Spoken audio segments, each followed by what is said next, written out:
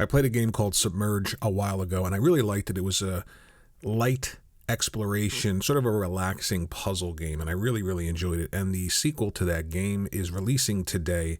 Originally, it was a Stadia exclusive. Yeah, Stadia. But now it's coming to PlayStation 4, PlayStation 5, Xbox, whatever, everything.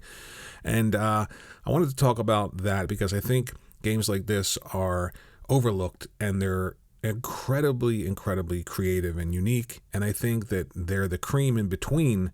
I just said that. I don't know why I said that, but I think that they're the filler in between the big releases that most people tend to overlook.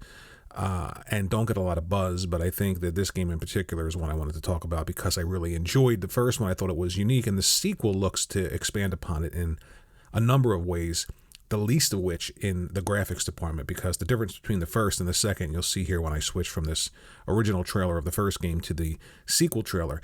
It's staggering how much better the game looks, and I can't wait to dive into it. Now, it releases today on everything, and yes, you have to buy the game. And looking at this game, thinking about it, I started to think about another topic, and it's one of those topics that either gets people highly, highly upset, or you get the people who agree no matter what because of Xbox and this console war thing. But, you know, third-party games are great. Everybody gets them. But it seems like games that are really good coming out that aren't introduced to Game Pass, the audience on Xbox just overlooks them completely. It's almost like they don't exist.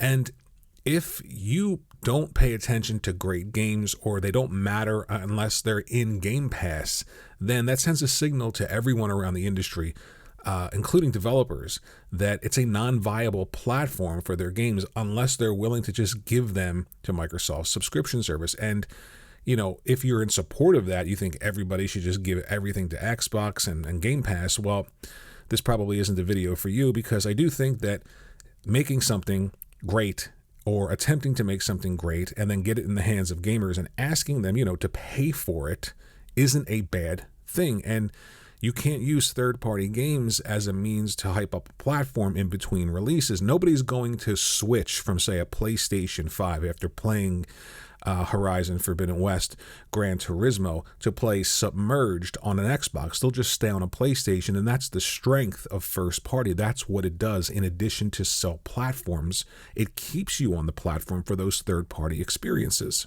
Now, I have an Xbox Series S, and I really, really like that system. I don't have an X. I have a PlayStation 5.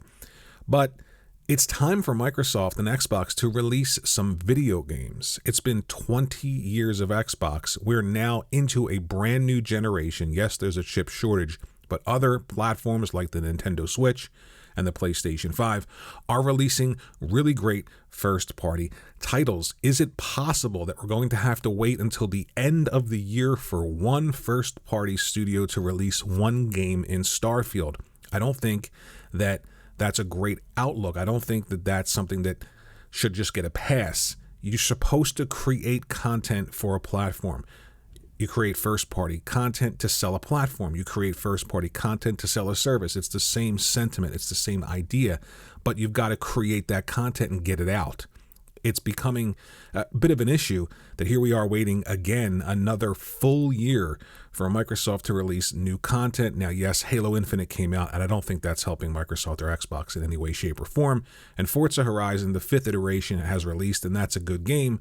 But, you know, there's something to be said for new content, new studios talking about acquisitions and then not releasing anything. And again, the mantra of it takes time.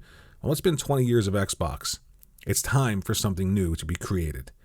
What do you think? Let me know down there in the comments section below. A full year for Starfield, is that good enough? I don't know. I don't feel that it is, but I'd be interested to know your thoughts. Let me know down there in the comments section below. If you like the video, think about hitting that like button and maybe subscribe to the channel.